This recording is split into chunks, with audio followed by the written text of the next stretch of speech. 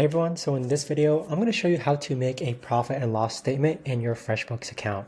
So this is going to be particularly useful when it comes to tax season and that your accountant or your tax preparer is asking you for your profit and loss statements for your business. So make sure to follow this video step by step, just because it's going to help guide you on how to actually make a profit and loss statement. So first, let's actually go ahead and hop onto our FreshBooks account, which I have pulled up right here. Next, on the left-hand side, you're going to click on this accounting tab within the navigation bar.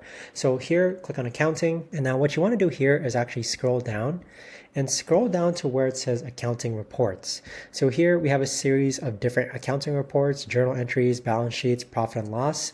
You want to click on profit and loss. And so from here, you're going to see your profit and loss statement. So it's organized based on month. You could actually click on more actions and you could actually print it, or you can export it for Excel.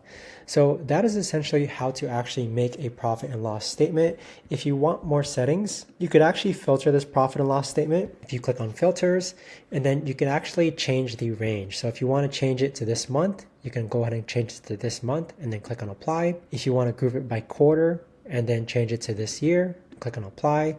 So now it's based on quarter. There's all different ways. Usually when I send my profit and loss statements to my tax preparer or an accountant, I usually break it down by month. So I usually group it by month, which is like the default way that FreshBooks actually already gives you your profit and loss statement, and then just click on apply. And so there you have it. If you go ahead and scroll over, you'll see your income, gross profit, gross margin, less expenses, total expenses, and net profit. So let's go ahead and close this up. Now from here, as I've said, for more actions, you could actually print this out, or you could actually send it. You can send it to your accountant or tax preparer straight from here.